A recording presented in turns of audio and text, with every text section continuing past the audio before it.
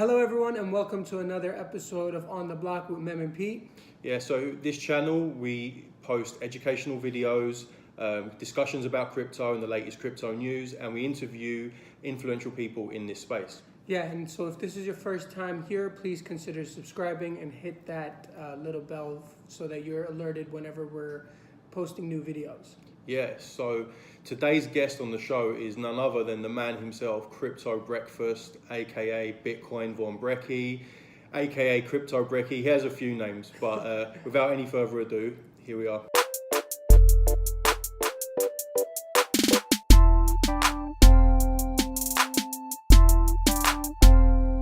Today we have a special guest. It's Crypto Breakfast. How are you doing? Oh, hello everyone. I'm doing fantastic. Over here in Venice, California, where the sun is always shining. So no complaints. Amazing, man. Thanks for having me. No problem, man. Glad you're on with us. Crypto Breakfast, aka Crypto Brekkie, aka the creator of blockchain. I have a rebrand. I'm now Brekkie Von Bitcoin, actually. On Bitcoin. Yeah. We're going to put all of your handles, your Twitter, your Instagram, everything in the description so people can subscribe and follow. Yeah, sure. Yeah, man. So I guess we can start with, how did you get into crypto? Sure. Well, it was, let me turn my phone off. Sorry. It's okay. It was like in 2013, I was going to live in Moscow, actually, kind of randomly. And I'd heard of this Bitcoin thing and I didn't understand it. And I was like, well, if I don't buy a little just in case I'm somewhere and I can't get to my bank and I have this extra kind of digital monies that I can always have. So I did. I think I bought it on Coinbase at the time. It was really kind of not sketchy. It just wasn't what it is now. And I was lucky enough to buy the top in 2013. So then we came crashing down, and I bought 2 Bitcoins and at I don't know, $1,000 each or something, and we went down to 200, and I was like, well, fuck. So I didn't even know what the word hodl was, but I'd started doing it, and then I was sort of paying attention to crypto here and there. I was like, oh, there's a new one called Ethereum. Oh, interesting. Litecoin, what's that? And I would go out to bars and clubs a little bit, and I'd get bored because I hate going out to clubs. And I would just open up my Coinbase app and drunkenly buy a little bit of Litecoin, a little bit of Ethereum here and there. So those were probably my best buys ever while drunk at the club. And then sort of in end of 2017, I really started paying attention like everyone else, and got caught up in the ICO frenzy. And but it was only then that I started kind of educating myself and listening to Andreas Antonopoulos and reading some books, and it's wow, there's a lot more here than just magic internet money. And at the same time as when I met you guys, we all kind of met on Instagram. It's this awesome group of content creators. And I started seeing all of these scams and getting scammed and being this is horrible for the space. So why don't I start posting content? So I started making these sort of ridiculous videos where I would make fun of all the bad actors in the space. And from there, it's kind of just, taken off. You guys have been there and I've been there for you guys. So it's been exciting. A year later now. So you mentioned did you move to Moscow? You lived there for a little bit. Yeah, I lived there for 6 months as a sort of study abroad type thing. And I realized I realized that I didn't really like it at all. It was very cold, and the people don't smile. So I moved back to the States where I went to school. How was it there in terms of, I guess it was still 2013, but did they know about Bitcoin? I know Russia's kind of a hotspot. I think it is now, yeah, but back then I didn't even have one conversation about crypto while I was there. Yeah, it was a totally different time. Yeah, of course. Yeah. Of course. Yeah, man.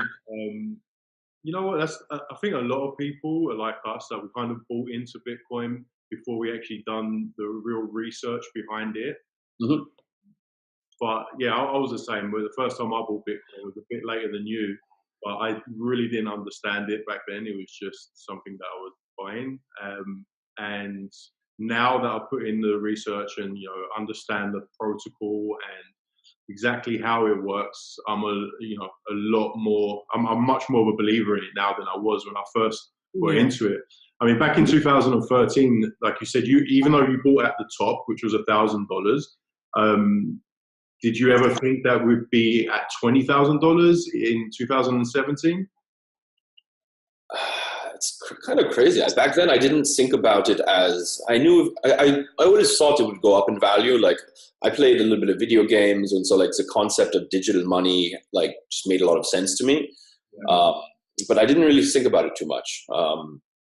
Not back then. But what's funny is you talk about like learning about crypto.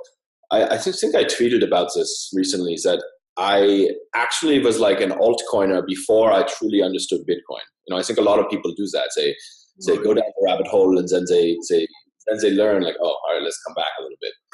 Yeah. So weird how that happens. Definitely, yeah. We're all guilty of going shitcoin hunting like 2017 and 2016.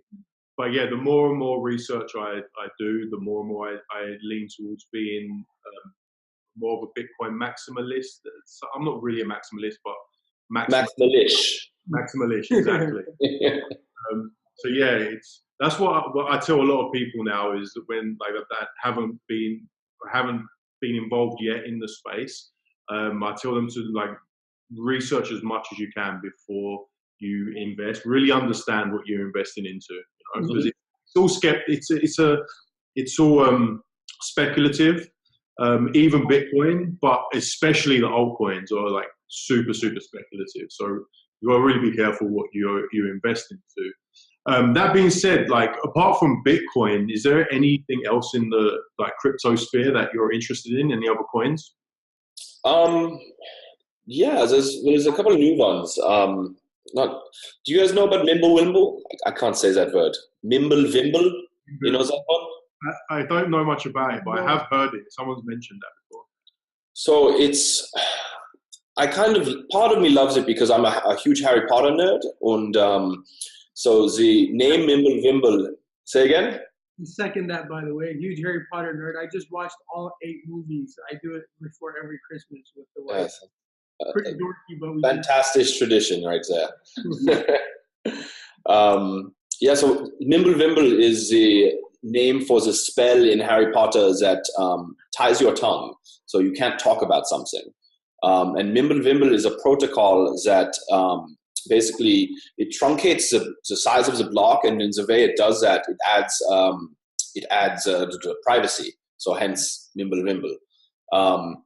And like it was dropped on a Bitcoin forum by an anonymous founder. It was Tom Elvis Jesudor, which is the French way of saying Lord Voldemort. Yeah.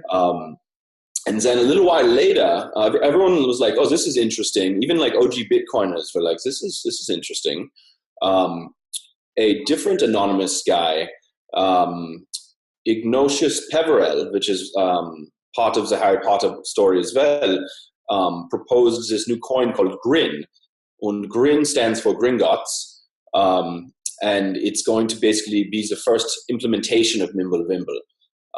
So I'm just really excited about it because it sort of feels like what I imagine it felt like to be in Bitcoin in the early days.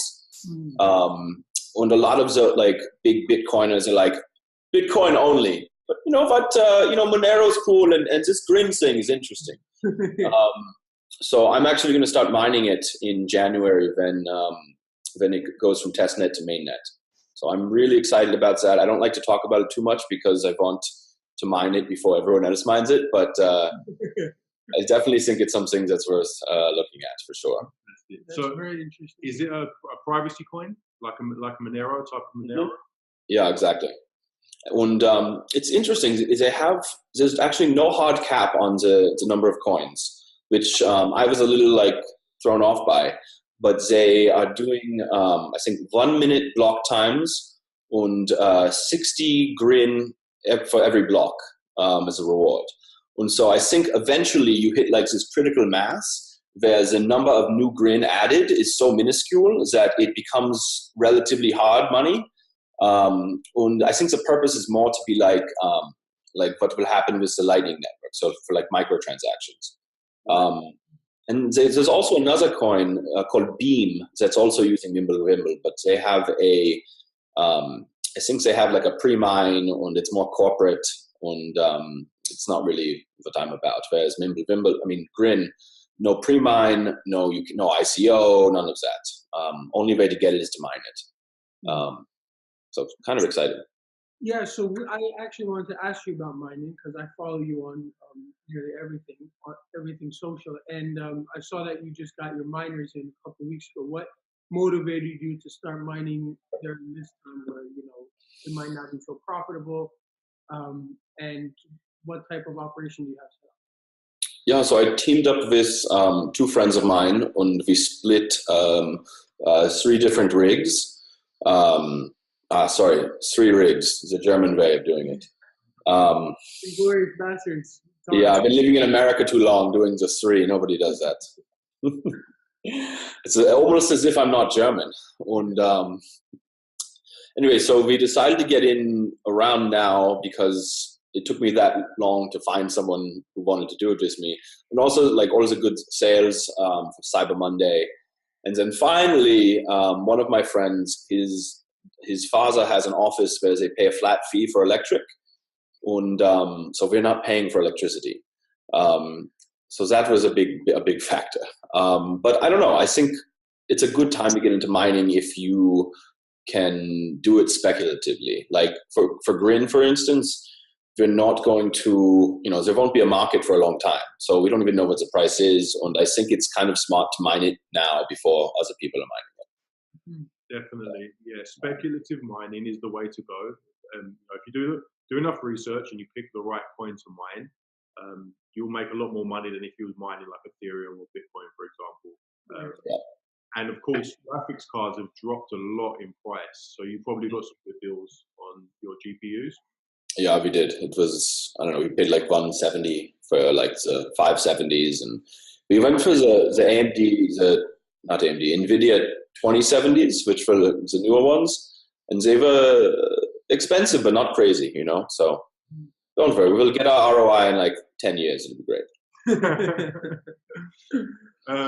So what's your background? Like what was you doing before you got involved with crypto? What are you concentrating on now? Mm-hmm. Yeah, so by training, I'm a filmmaker. I'm a film producer. I've produced a couple of indie films that I'm not very proud of. And after a while, I realized that I much prefer to watch movies than to make movies. It's just a real pain in the ass. And I think I really realized it when I had my first viral video. I was like, wow, I took like 2 days to make this video and like 50,000 people saw it. Whereas like I spent 2 years on a movie and nobody saw it. So I really enjoy the connection, the instant connection you get with people in social media and with sharing videos quickly. And so, sorry, I lost my train of thought. What were you doing before? What are you doing now? Right. So now I'm basically focused on crypto 100%. I'm waiting patiently for a TV show that will hopefully film next year. It's going to be like a kind of a late night crypto talk show I'll be hosting. And I'm just focusing on content. I'm building my website I'm going to roll out very soon. So selling a lot of crypto artwork and kind of random merchandise like you guys sell. Building a brand for myself basically. But I'm also doing things like I've gotten a commission from a crypto company to build how do I say it? Basically to make artwork for them, and they're going to put the artwork on the blockchain and sell it. So I'm trying to get more of those commissions, but I'm kind of getting back to my artistic roots, doing a lot of I make these tile mosaics and all these sort of mixed media pieces. So sort of a jack of all trades right now. Yeah. Hopefully it pays off. Just hustling, basically. Yeah, it's a crypto life. Yes. Yeah, that's really cool. So you're the creator of blockchain Rick and Morty, correct? Yeah. So Exactly. let's talk about that, because that's really interesting. Yeah. So how did you get into? Obviously, you're a Rick and Morty fan, first and foremost. Yeah, I love it. And then you just decided to put a dub to it and that basically turned into blockchain. Yeah, Rick and Morty. take us through that process. Yeah. How high were you? Like, Yeah, maybe a little bit. Yeah, so I always watched it with my brother. We're like huge fans, and he bought one of those a portal gun, like the toy, and it makes a sound. And I was like, I wonder if I can make a video with this. And I was like, I was watching an episode where like the world was like collapsing all around them. And I was like, oh shit, the markets are going to shit and this is going to shit. Oh, let's put crypto and Morty together. And I have this really horrible like first attempt at a video. I can send it to you later. So that's like, the voices are terrible, the editing is terrible, but it was like a start. And then I was like, I wonder if I can do the intro, because I can do some basic animation. So I was like, all right, let's make the intro and have it say like Rick and crypto or something. And then like, it turned into blockchain and Morty, and I got the cool like logo to pop up. And then it sort of kept going. I was like, oh, maybe I can do a 2-minute video. Let's try a 3-minute video. Let's try a full episode, because I'm crazy. And people seem to like it, so I kept making it. And I found Rick and Morty is, because it's so, I think it's a lot deeper of a show than most people realize. And a lot of the topics are very current. So it's very easy to have Rick and Morty talk about crypto. Rewriting the episodes takes a little time, but sometimes it just flows, because I'm like, oh, this scene is perfect to talk about like Ripple or whatever. So. right. Amazing, man.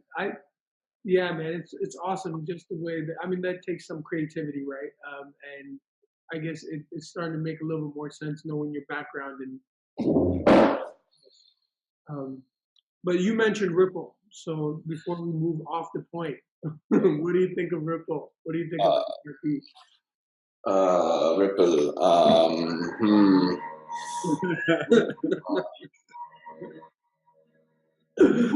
Yes, one of the best responses we've gotten to it.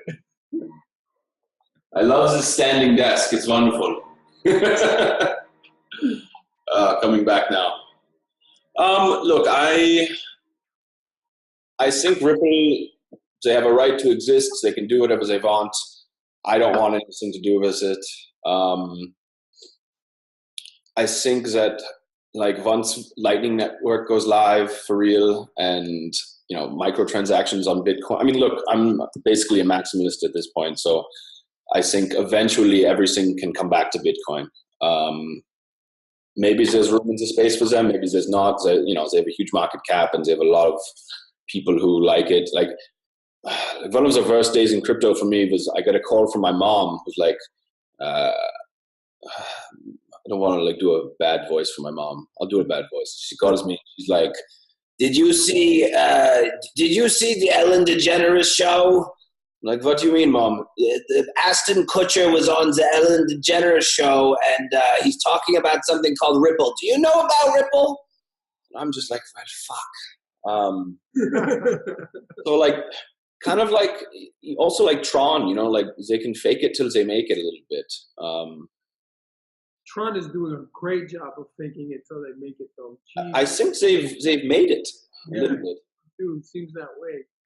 I actually want to get another YouTuber on the show at some point, because he completely changed his mind, and I saw the video. Really, he was like just hammering Tron at every turn, and now he's all of a sudden Tron fanboy. So, would like to get him on the show. I don't know how what you feel about Tron, but same thing. Let them do what they want. But I'm keeping more of an eye on Tron than I am on Ripple, for example. But yeah, I mean, I just saw it today. They hit 1 million transactions per second. Yeah, per second. Per minute. But really, who cares? If no one's using that shit, then what does it matter? That's the right. Also, you look at something like Steam or like EOS. like Steemit, for instance, has like, you know, the highest transaction volume of everything, but it's not the same kind of transaction as a Bitcoin transaction. You know, there's different types of transactions. And I think Tron and like EOS, for instance, like ones there's a lot of fake transactions, but also a lot of them are like smaller transactions that shouldn't be counted, I think, in the same way that like, you know, TPS on another network is. It's just different. Mhm. So. Before I forget, let me ask you this, because in the beginning you mentioned you started to, listen to Andreas Anthopoulos and read a few books. What are some books and some resources that you would, suggest to a newcomer coming into the space? Yeah, so basically anything by Andreas for sure. I love Saifedean's book, The Bitcoin Standard. Mm-hmm. But really, I do most of my learning through crypto podcasts. I love crypto podcasts. I'm a big fan of Tales from the Crypt with Marty Bent and Matt Odell. They're like these young, like hardcore Bitcoiners, and like one of them, Matt, is like I don't know, call him like an anarchist, but like really big on like using Wasabi wallet and cleaning your Bitcoins, and like I don't know, I just love their sort of like ethos of like how to be a Bitcoiner. And then there's some others, like I do like Pomp's podcast a lot. Although I gotta say, like he comes on to his podcast and he's like, this is the best podcast in crypto, which like he came out the gates really strong. Like he released like 10 episodes and they were all fantastic. But then they've all kind of, I think he's gone downhill a little bit. Like he started too high, he peaked.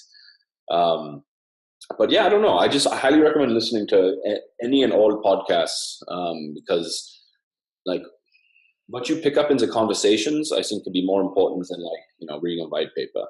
And even ones like I listened to Noted with Pierre Rochard and Bitstein. And a lot of that stuff will go over my head the first time. I'll be like, that's too technical. But like then a week later, someone will be talking about something they mentioned, and I'll be like, oh, I know about that. Like it sinks in. So just absorb as much as you can. That's my advice, I think. Yeah. What do you guys like? Like, where do you do your learning? Twitter, I'm on there a lot. The books that you mentioned, I mean, they're all great. The podcast, the Palms podcast, I listen to a bunch of that. But really, just keeping up with the news is sometimes enough. So Instagram and Twitter, I'm on those two. Mm-hmm. What's going on in the crypto world? Yeah, we've got some good friends doing. I love like Share Crypto and all of those guys who like put out those like little blips of like, oh, that's interesting, and then I'll find something else to add to it. Yeah, those are really good. Just like the headlines, and then they'll include some in the comments, and then you can go and do your own research afterwards. It's intriguing enough. Yeah, man. Yeah, I'm pretty much the same. I like to I read books, but I also really enjoy listening, like audio books and podcasts. So I was going to say, Andreas, I only do the audiobook. It's great. Yeah. Whenever I'm driving anywhere now, it's podcast. I don't even listen to music anymore. It's I put my podcast in. I'm driving to see my girlfriend. She lives like an hour away. I listen to a couple podcasts there, a couple podcasts on the way back. Yes, that's it. Yeah. And yeah, I do a lot. I go down a lot of rabbit holes at like 2 a.m. in the morning. That's like my time. I don't know why. I just absorb so much information at those times. I think it's just because I'm left to my own devices. No one's calling my phone. No one's messaging me. I just sit up at night reading as much as I can and watching as much as I can and listening to as much as I can. Yeah, just it's a constant. You're constantly learning. It's never ending, right? 100%. Like you don't know when you first start, you don't know what you don't know, and then you reach this period where you're like, okay, I don't know very much, and then you're like, okay, I know some things, but I still know nothing. And I think as long as you maintain that, then you're in the sweet spot because there's so much to learn. I'll never be done learning about crypto, I think. Very, very deep rabbit hole. I mean, I'm starting to like do research on the start of money and where currency came from, and talking about barter and then how it changed to the gold coin, and the whole, man, I hadn't even heard of the word fiat except for car brand until I got into cryptocurrency. Like, yeah, fiat currency. And now I know the amount of debt that the world is in. It's crazy. I use the word fiat everywhere now. People look at me like, what the fuck are you talking about? Yeah, exactly. Exactly. Yeah. I listened to a really good audio book recently that a friend of mine on Instagram, Chris Med, he recommended. It's called The Creature of Jekyll Island. I don't know if you've heard of it. It's about how they started the Federal Reserve Bank. It just sounds. Is a creature of The Creature of Jekyll Island. So Jekyll Island is just off the coast of Georgia, and it's where 20 of the richest men in the world, like J.P. Morgan and the Rockefellers, Rothschilds, they all got together, and that's where they planned the Federal Reserve, and that's where it was actually created, on Jekyll Island. So it tells you the history of the Federal Reserve Bank and the central banks, and it's just a lot of it I knew already, but it's mind blowing how they just create money out of thin air. It's just debt. They're just selling debt to people, basically. And anything that's mentioned, I'm just gonna plug this here. We're gonna put in the description below anything that's mentioned by us or by Brekkie. We'll put in the show notes. So I mentioned some weird things, and what can we mention that has nothing to do with the podcast? You're gonna have to send me down the rabbit hole to find it, but that's fine. So you live in LA, which is freaking awesome. What's the crypto scene like in LA? I think it's a really big community. When I first started going back down the rabbit hole, a friend of mine added me to a Telegram group that's like an LA local crypto group. And I go in there and I realize, oh shit, I know a quarter of these people already. They're friends of mine who I didn't know were into crypto, which is kind of cool. And so we have a lot of companies here that are based out of here, and there's always conferences and crypto events. We almost linked up at one time. We missed each other. I think you were on a bird. I was on a bird. I was like, Wolf, what do you know? So I love it for crypto and for just life in general. So you guys should come out here more often. Yeah, definitely going to come back to visit. You guys have, I think, Blockfolio's out there, correct? Yeah, we have Blockfolios here, Vax is here. Blockchain Beach is a really cool local organization that plans a lot of events. It's a big contingency of the EOS family is out here. I don't know, there's a bunch of companies. DNA, they're a big fund. They're here as well. Yeah, we know a few of the DNA guys and the EOS guys as well. Yeah. Mm-hmm. And they're all in LA. They love it out there. Why wouldn't you live in LA, right? It's just a great place to live. Yeah, if you have the means, it's a good place to live. Exactly. You guys EOS fans at all, or no? How do we make this thing go up? No, you know what? I kind of get what they're doing with the whole federation thing, and my only question with EOS is, since there is only a set amount of the 21 delegate block producers, yeah. Isn't it just easier for a government to shut them down if they wanted to? Really decentralized at that point. If they can take out 21 guys, EOS is the whole network's down. Isn't it? It's more susceptible to hacking, maybe. I'm not that technical. I don't know. That's the only question I have with EOS. I'm not. But I like the idea. I've met the guys, some of the guys involved in the project, and they're very credible guys that have been involved in some other really big projects as well. I just don't know how I feel about it. I'm really for coins that are decentralized, and I don't know how decentralized EOS is. What's your knowledge of EOS? What do you think about it? So I am a bag holder. I've been in one for a while, and I kind of liked the idea of on-chain governments. I did. And then, I don't know, the more I found out, it's hard because there are so many things I think that could be good for EOS, the fact that it's so fast, you can run a lot of things on it. And I know people are building on it. And I know a lot of people, people I trust who are developing on it, so that part I like. But, hearing all of the bullshit with the block producers colluding. And, you know, the more I think about it and the more I learned about Bitcoin, it's like, well, you know, Satoshi did it, what he did for a reason, because people are selfish and you can't trust them. And so while I like EOS in theory, and I wish it the best, and I hope my bags come back, I don't know. You know, I don't know what will happen. I think it could be very successful, and I think Block One has so much money that they're going to be around for a while. But really, your guess is as good as mine. Yeah, We'll see. it's early days for EOS, Yeah. so we'll see. I'm the same. Like, good luck to them. I hope they do well. Let's just wait and see what happens with them. I mean, it could be a better version of Ethereum. Mm-hmm. We'll see how it goes. So you mentioned calling out like the bad actors in the space, right? I mean, that's got to be something you don't like. That is prevalent in the space. What's something else that you don't like about what's going on in the crypto world right now? I don't know that there's anything I really don't like. You know, I try not to be too judgmental. You know, like I could give two shits about an ETF, but you know, whatever. It's a really hard question. What don't I like?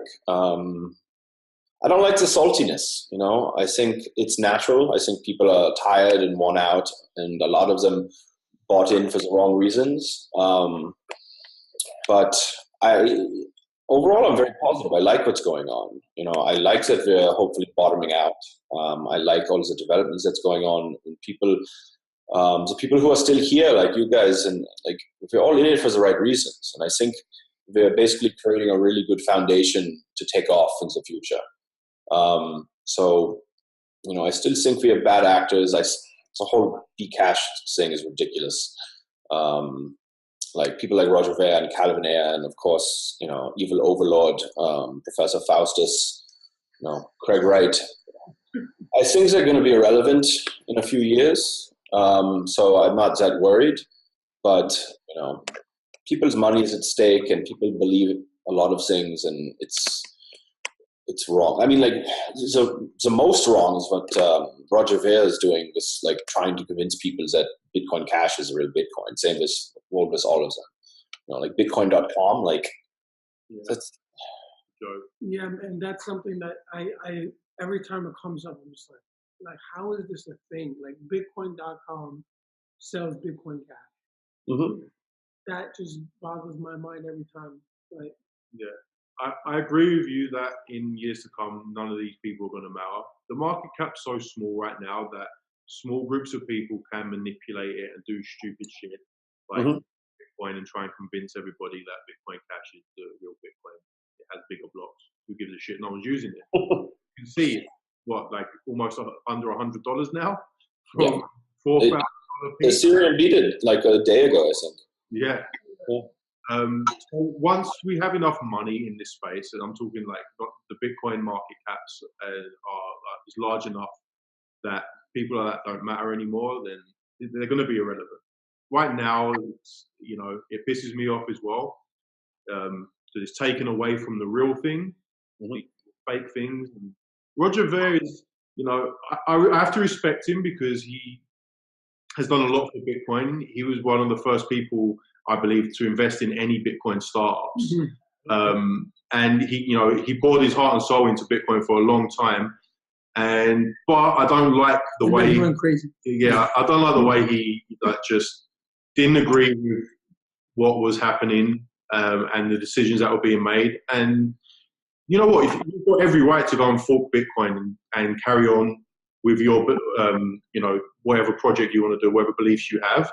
But don't try and poach people and bring people away from the real thing. The thing that you was one of the first investors of, and what thing that you have like brought to the light for a lot of people, and now you're just against it. Like that, I don't like that. But you know, greed and I guess takes over. I mean, does he really truly believe that Bitcoin Cash is the real Bitcoin? I don't think so. He's not a stupid guy. Yeah, no, it's not. So really, he's doing it for personal reasons, like for money and whatever else. And same with Craig Wright. I think they fucked up when they brought Craig Wright into this, and now Craig Wright has his own coin, so they've kind of given him a place in the crypto space, and that's not good either. So now we've got two shit coins with two bad people running them. Mm-hmm. It's not good, but it kind of reminds me of something that I saw a tweet somewhere. I think it was Marty Bent, who was basically talking about how we have to keep pushing the narrative, you know, and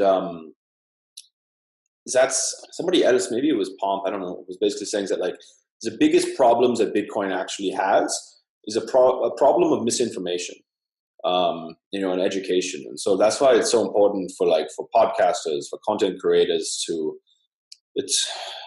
it's a currency war, but it's also a media war. And, you know, we have to stay vigilant and keep, you know, if we see someone say something wrong, we need to point it out. We need to tell the stories that we need to tell. Like, you know, there's objective truth, and then there's, you know, there's a narrative, and they're both important. So yeah, that's the problem. So many people don't understand the technical side of all this. Mm-hmm. So Roger Ver or any person that has a bit of influence can say anything, and people will just believe it. Mm-hmm. So yeah, I think you're right. There needs to be someone or groups of people that are like, actually, no, this is what it is, and it's not this. And we don't see too much of that right now. It's true. I think a lot of you look at the XRP army, for instance. Like, I bet half of them never had Bitcoins. They only started with XRP, and they're like, oh, great, XRP. And Bitcoiners are my favorite people in the space, but they're too busy building. And I don't begrudge them that. It's awesome, but they need to also be more vocal in a nice, positive way. There are some people also who are like grumpy Bitcoin maximalists, and all they do is talk about how you're an idiot. In 10 years, you're going to join us. Blah blah blah. It's that's also not a positive way of doing it. So. Yeah. So let me ask you this: what's really something that excites you about the space right now? What's exciting about this space? I'm excited by some of the content that's coming out. And what really excites me is more the way people's attitudes are changing. I have more and more conversations about Bitcoin and crypto than I ever have. Partially because that's all I do, but also people are just more interested in it. And if they're interested now, and that's hopefully the bottom, I think that's a great sign. And then I'm really excited about Lightning. I think that's going to make a lot of altcoins obsolete, and is going to give Bitcoin a real kind of kick in the butt in terms of functionality and how people are using it. What else? There's a lot of cool products coming out. Do you guys know about Gotenna? Have you heard of them? What? So it's a little device, yay big. It can fit on your keychain, and you buy 2 of them, and it allows you to create your own mesh network. And basically, what that does is it can link up with other people who have the device. So you can send SMS, GPS, or even crypto transactions without internet and without cell towers, because it just bounces from device to device until it does hit the network. I'm going to be reviewing it pretty soon, I think. I'm so excited. That sounds really cool, man. And I don't know if you guys saw what, is it Blockstream doing those satellites? You heard about that? I saw that, yeah. That's really fucking smart. Mm-hmm. Can you guys go into it a little bit? I haven't seen that yet. Yeah, so do you want to go ahead? Sure. So basically they are, I think they've already put up a couple of satellites, but they're putting up a series of satellites around the world where if you have your own dish, you don't need internet, you don't need anything, you don't need governments, you don't need centrally controlled ISPs, internet service providers, and you can interact with Bitcoin. And I think that's kind of part of this cypherpunk dream. which I hope we kind of get back to. Like I'm all for Wall Street, joining in the party. I don't care, but like that's not why I got into Bitcoin. This whole idea of like government money is just something I think we need to get away from. And like the more we can decentralize people's access to Bitcoin, the better. Yeah, man. So what does decentralization mean to you? Like, what's the best outcome that you can see with Bitcoin and decentralization? That's a hard question too. Like in an ideal world, like, Bitcoin is a global reserve currency and everyone's using Lightning Network for microtransactions, and, we'll reach a point where, you can host a Lightning node on your phone and, basically everyone is their own bank. I don't know how exactly it'll play out, obviously, but I think I'm hoping that more people start to learn about what self-sovereignty means, and will learn what is the difference between pull transactions and push transactions. In terms of Bitcoin, so I'm optimistic. I don't know if we'll get full decentralization. You look at like Bitcoin mining and people are like, oh, it's centralized, but I think we're moving away from that. I think competition will make decentralization more possible. Mm-hmm. Yeah, I think Bitcoin's getting more and more decentralized as time goes on. Mm-hmm. As more miners join the network, it becomes less mining. So miner centralization is not the same as centralization, right? There is no, the miners aren't the middleman that are controlling these transactions and allowing transactions to go. They kind of are, but they're not. They're not going to stop transactions or anything like that. They have no jurisdiction over that. There's like a series of checks and balances, and people don't talk about that. Right. So yeah, a lot of people that are against Bitcoin, or like when you say that it's decentralized, that's the thing they bring up. They're well, China has 80% of the mining power, the hash power. Yeah, but Bitcoin is still the most decentralized network. I'm sorry, and the most decentralized code. Pete just an article with me that I literally just finished reading before we got on here, so it's still fresh in mind. And the code is decentralized. People talk about Blockstream as the leaders in it, but not really. If you want to go on GitHub and write something, you can do it. Like if it's bad, it won't get committed. But and anyone can go plug a miner in and start mining Bitcoin. Like it's permissionless. That's the important part. Yeah. Whereas like XRP, yeah, that's the part that people don't get. They talk about the nodes being distributed for XRP, which is great, but it's just a centralized group of people that are writing the code for XRP, mm-hmm. that are doing that are making all the decisions for XRP. So you can't sit there and tell me it's more decentralized in that sense, right? In the other sense, okay, we can have a discussion about it. But in this sense, there's nothing more decentralized than Bitcoin. No. Yeah, man. So you mentioned pull and push transactions. For people that don't know, you want to just give like a quick... Yeah, so if you think about, let's say you live in the Western world and you have a normal bank account and you have bills every month, you give permission for like your credit card, for instance, to pull your money out of your bank. And or like even when you go out and you use your credit card at Starbucks, like you put your card into the machine, sends a message to your bank, which then pulls money from where, it's a pull system rather than a push system. And the reason for that is because up until Bitcoin, like you didn't control your money. It wasn't actually yours. So when there's a push system, every transaction you'll make, you will be the one to push that transaction to the network, to whoever it's going to. Which, it varies some people, I think, like it varies like subscription services and things like that. But like for the individual, for your self-sovereignty, it's a much better system. So Yeah, no, Yeah. that makes a lot of sense, man. I mean, just think about all of the gyms that are going to close down. That the people are just too lazy to cancel their gym membership, but every month money is just being pulled right out of their account, and they never. I'll tell you what was a workout. It was a workout when I had to call up the gym and try to cancel the membership.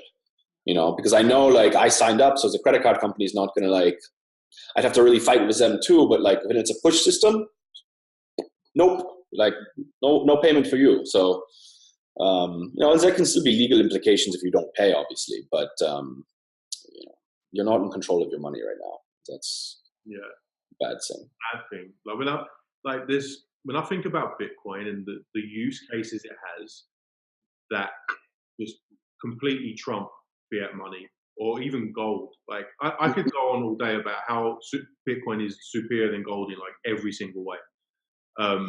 And money, like government money, like for example, if I've got a British citizenship and I have a Canadian citizenship. If I want to say I want to go back to England to spend a year with my family, just take a year off and go back, I need to take money with me.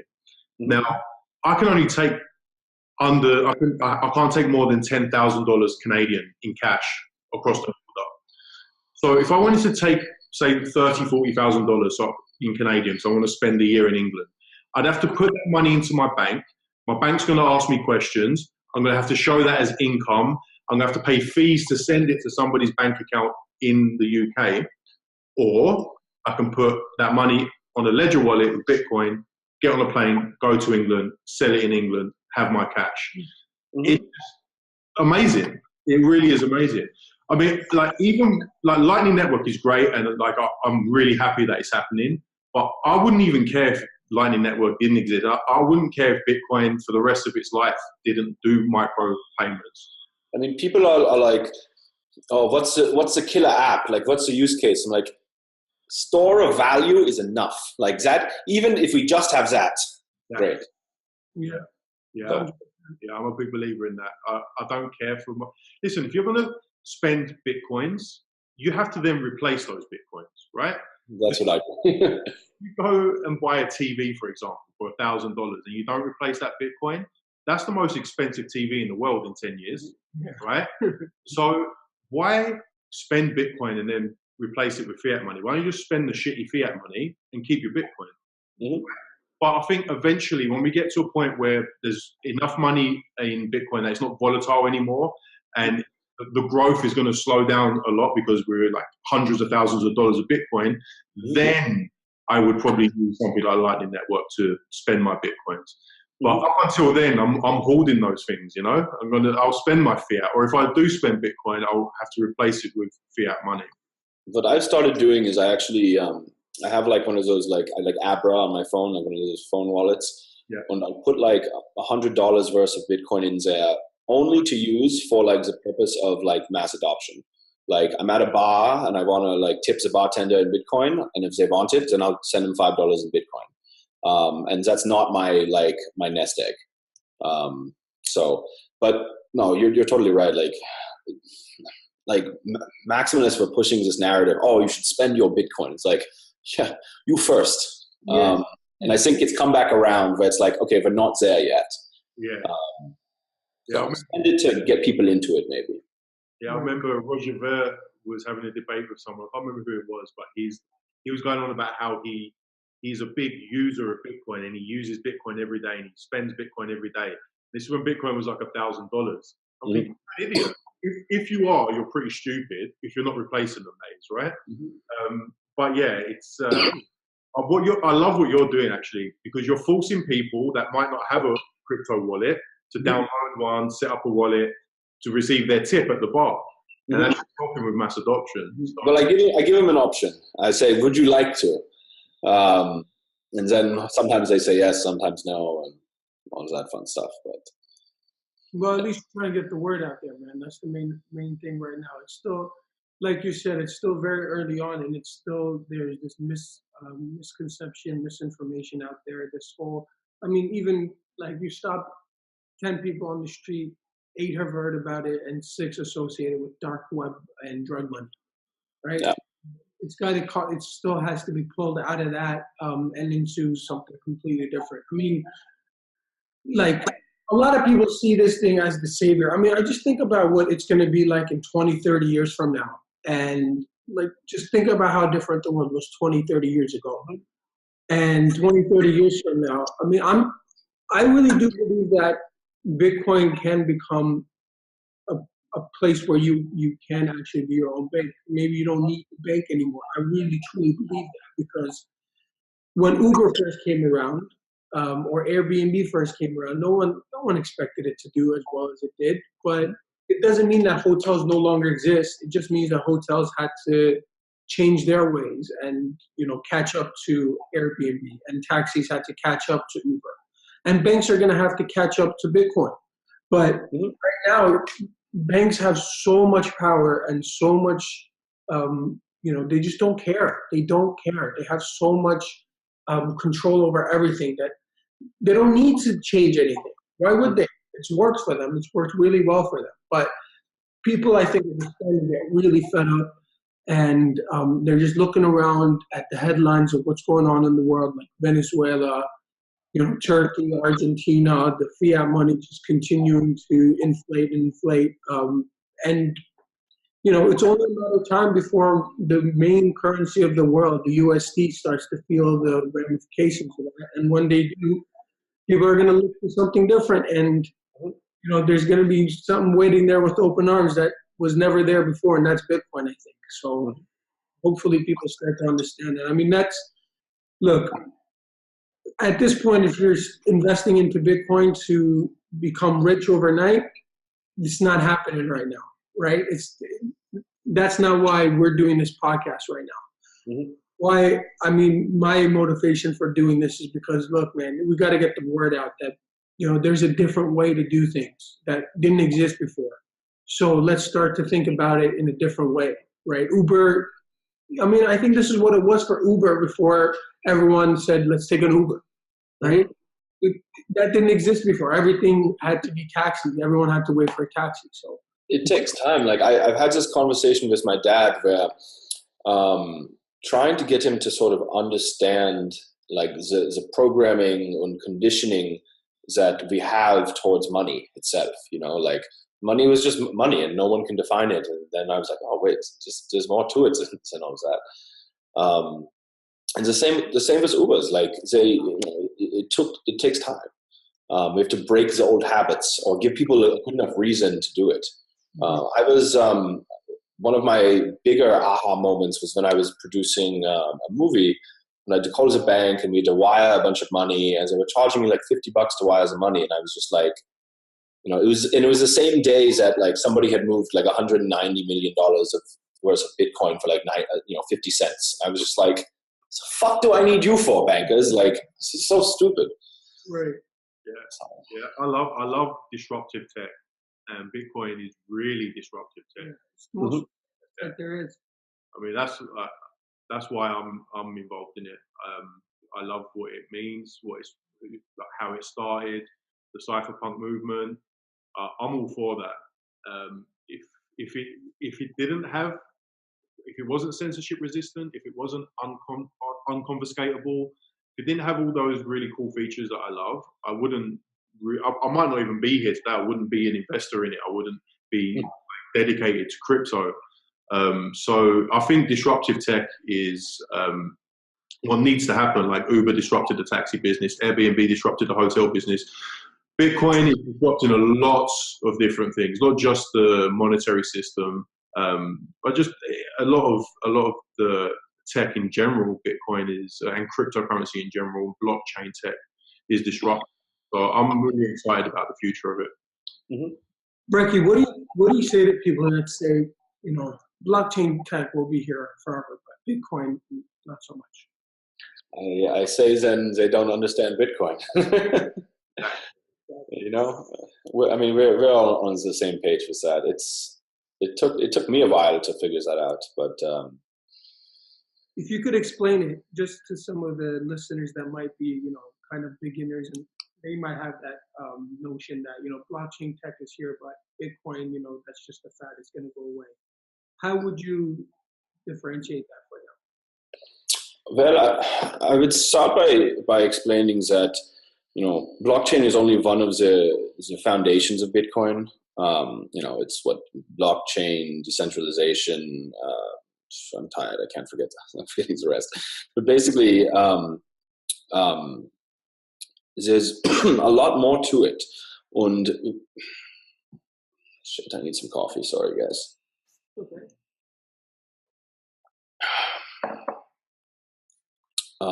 What we were saying, how to explain that Bitcoin is not blockchain. Well, here's the thing about Bitcoin that a lot of people, I think, gloss over, and that's the strengths and security and the value of the chain itself. You look at something like early days of the internet. People are like, oh, where's Netscape? Netscape is gone. But it lays a foundation for Google. Well, there's a big difference between like early days of the internet and Bitcoin in that, what is it, the Lindy effect? Every day that Bitcoin still exists, it gets stronger. And in order for like any other implementation of blockchain tech to compete with Bitcoin, it would have to be stronger than Bitcoin. It would have to be more secure than Bitcoin. So every 10 minutes, every new block, the blockchain, if you're going to use that word, gets stronger. And none of people, I think, focus on that, or they don't know about it. This was something I learned later. One of the other things that I think blows my mind and blew my mind the first time I heard about it was, not heard, but like sort of started to understand, was that Bitcoin is not this static thing. A lot of people get into Bitcoin and think it's, digital gold, it's a coin, and they don't even know that there's development being done on Bitcoin. In 5 years from now, the UI or UX of Bitcoin is going to be totally different. And Bitcoin itself, I don't think we're going above 21 million coins, and the block size would probably stay the same, and every 10 minutes, but there's a lot of development going on. It's not going to stay what it is. So, I love the phrase that a lot of these altcoins are actually R&D for Bitcoin. Like Grin and Mimblewimble, for instance. I'm pretty hopeful that they're going to succeed and do well.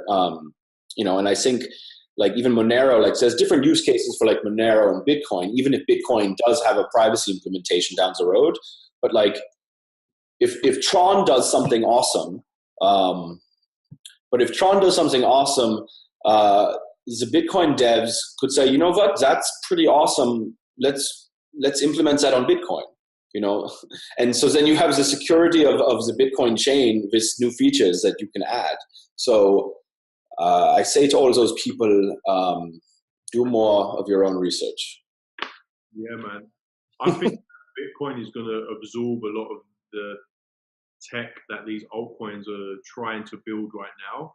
They're just going to make a better version of it, and then that altcoin is obsolete, right? Like Lightning Network, then what's the use of Litecoin or any of these payment systems? It's just like Google has absorbed and basically taken all these other tech companies, bought them out, and just made themselves stronger. Yep. So I believe that's what's going to happen with Bitcoin too. They're just going to either buy this tech, or just make another version which is better and implement it onto the Bitcoin network, which, like you said, is constantly evolving over time. I 100% agree with you, except for I would say that Litecoin has a very, very specific use case, and that was to make Charlie Lee rich, and it worked. So you're wrong. Yeah. There was a video you done actually recently. You was at a conference, and there was a guy in a Litecoin suit and a guy in a Bitcoin suit. So I take it you're not that much of a fan of Litecoin, or do you like Litecoin at all? What's your Yeah, I have some Litecoin, but I'm just honestly hoping for it to go up so I can sell it into Bitcoin. I don't know. Assuming Lightning comes to fruition and it does what it's supposed to do, I don't see what the point of Litecoin is. The block times are faster. it's a little cheaper to use maybe, but like if we assume that Bitcoin is going to be the layer one and it's essentially going to be the final settlement layer, with Lightning Network or other competitors being the what we use for quick microtransactions, and I just don't see Litecoin having a use. But regarding that video, I don't know if you guys knew this. So it was at World Crypto Con, and it was Halloween, so everyone was in costumes. And I made this funny video. I was like in a Rick costume dancing with them, and they both tried to dance with me, and I tried to push away the Litecoin. I was like, "No, Litecoin, I don't like you. Get away." I find out later that it was actually Charlie Lee inside the Litecoin costume. No way. So I pushed away Charlie Lee and said, "No, I don't want you." Dude, that's amazing. Oh man. Yeah. I said, I apologize later, kind of. It's like, sorry, Charlie. But, That's amazing. Look, I think we're gonna start wrapping up soon. We've taken up a lot of your time, but before we go, there's a piece of art behind you. I'm kind of looking at it. I can't really make it out. Yeah. Can you that one? move the camera? Let me see. I want to get it. That's a piece by Holdall Crypto, if I'm not mistaken. You are not mistaken. It's a very limited edition piece of me on a bull. Man, sweet. Yeah, I love his art, man. He made my logo for my Instagram, and this here, that's his design. It's so good. So good. I love his stuff, man. I love his crypto art. It's really good. Well, so is that one of the guys you're going to kind of partner with to do your art stuff, or what you're doing is separate? No, it's all separate. So I'm going to be hopefully, pushing the website out next week or this week. Maybe catch some Christmas sales. But I'm doing all the art myself, a lot of digital stuff. I'll send you guys a link and pick something you like. I'll send it to you. So yeah, very excited. I'm not going to say the name of the website yet, but stay tuned. Lots of cool merchandise. I'm stealing things like. The old Von Dutch hats? Yeah. So I have it say Von Bitcoin instead. And then my favorite things that I'm going to be selling are, I ripped off the Supreme logo, and instead of it saying Supreme, it says Dirty Fiat. And so I'm selling wallets that say Dirty Fiat on them. So I'm very excited about that. Awesome. Hey, before we go, is there anything you want to leave our listeners with? Follow the Wolf of Bitcoins. Follow me on Twitter at Crypto Brekkie. It's the same thing on Instagram as well. I'm actually doing I call it a holiday album. So it's a Christmas album with Naomi Brockwell. I've rewritten a bunch of classic Christmas songs. And we've released a couple already, and we're releasing a few more as we come up to the holidays. So give them a listen. I would really love if listeners would play the songs at their Christmas parties with their family who isn't into crypto, and they'll be like, "Oh, it's like Bing Crosby. Why is he talking about blockchain?" So that's the idea. Amazing. Sweet, man. Amazing. Well, thanks for coming on. Yeah, thank you. This was a pleasure. Yeah. We'll have everything on the show notes and the description below. And I guess that's it. Thanks a lot. Oh, wait. Buy Bitcoin. Buy all the Bitcoins. Always. All right, man. Take care. Thanks, bro. Peace. Bye.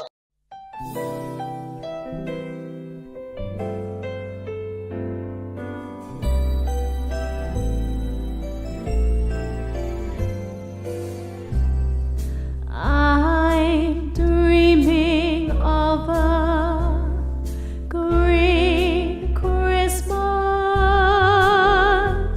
The all-time highs I used to know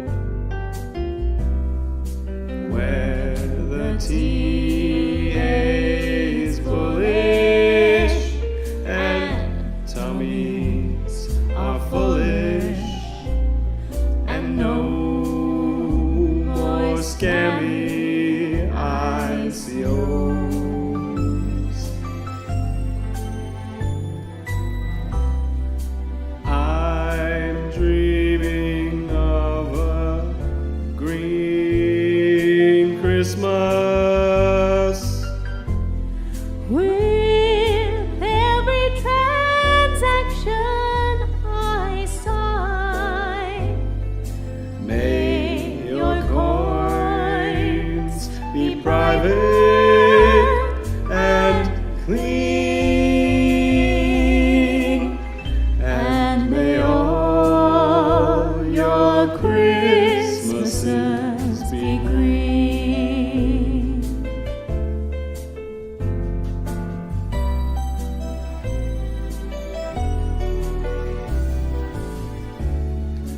I'm dreaming of a green Christmas. the all-time highs I used to know, Where the TA is bullish and tummies are foolish, and no more scammy ICOs.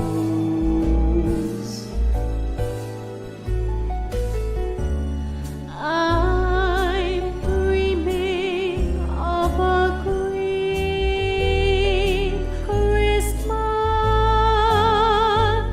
With every transaction I sign,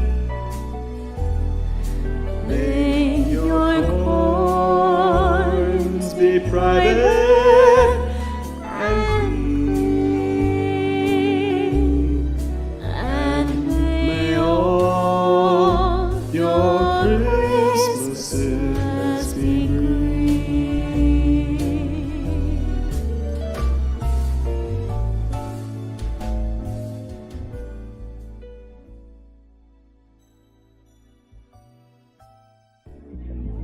If you like my channel, please hit the like button and be sure to subscribe. I also have a Patreon account and wanted to give a special shout out to all the awesome people there.